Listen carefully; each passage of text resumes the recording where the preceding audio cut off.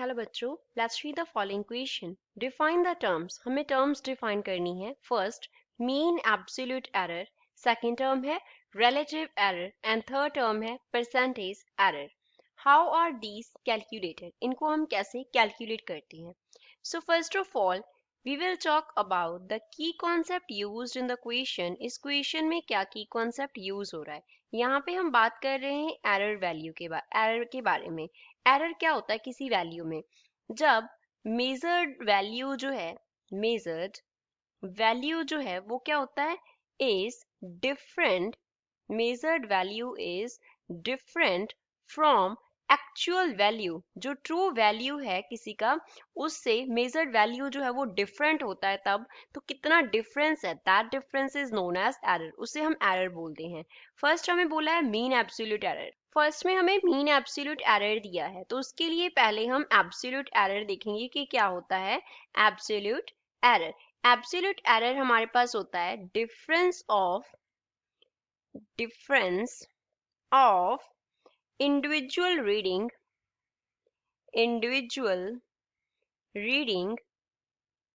from true value true value से individual reading का कितना डिफरेंस है, दैट इज एब्सोल्यूट एरर।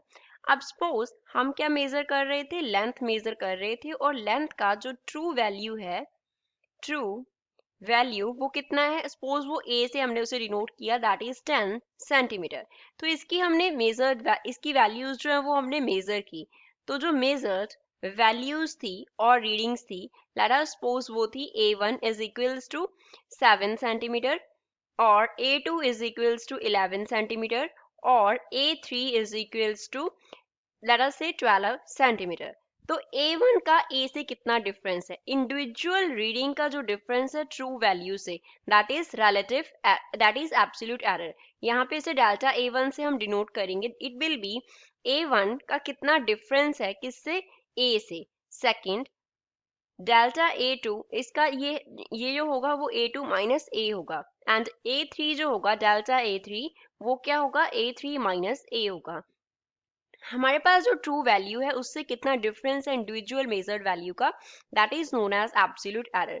अब हमें इस ऑप्शन में पूछा गया था मीन एब्सोल्यूट एरर क्या होता है, मीन एब्सोल्यूट एरर। तो मीन एब्सोल्यूट एरर को डिफाइन कैसे करते हैं, it is defined as, it is defined as arithmetic mean of absolute errors। absolute errors का जो mean है, that is known as mean absolute error। तो इसे कैलकुलेट कैसे करते हैं हमें वो भी बताना है। सो मीन एब्सोल्यूट एरर को हम डेल्टा ए मीन से अगर डिनोट करें तो ये किसके इक्वल होगा, delta A1 plus delta A2 plus up to so on. Suppose हमारे पास n वैल्यूज थी, तो n तक हमने एब्सोल्यूट एरर निकाले, देन उन सबका मीन निकाल लिया, that is mean absolute error.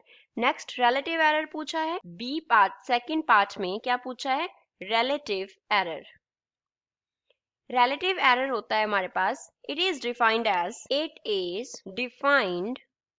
As ratio of mean absolute error का ये रेशियो होता है किसके साथ, to the mean value of the reading. जो रीडिंग का मीन वैल्यू है उसके साथ रेशियो होता है मीन एब्सोल्यूट एरर की। अब रिलेटिव एरर को जो है वो कैसे लिखेंगे हम, it will be delta A mean absolute error upon में ए मीन जो होगा वो हमारे पास मीन है रीडिंग्स का, that is A mean is equals to A1 plus A2 plus up to so on, an तक सभी वैल्यूज को ऐड कर देंगे, अपॉन में क्या आ जाएगा, n आ जाएगा। ये रिलेटिव एरर होता है। इसे कैलकुलेट कैसे करना होता है, delta A mean upon A mean कर देते हैं। थर्ड हमें पूछा है percentage error. Third is percentage error. Percentage error को पहले हम डिफाइन करते हैं, इट इज डिफाइंड एज, इसको हम कैसे डिफाइन करते हैं, as the percentage of mean absolute error with respect to respect to the mean value of the reading, to the mean value of the reading। तो percentage error जो होता है वो इक्वल होता है किसके, delta A mean that is mean absolute error upon में क्या आ गया ए मीन, तो ये रिलेटिव एरर आ गया इनटू हम 100 कर देते होते, ये आता है हमारे पास percentage error. So I hope you understood it well, thanks.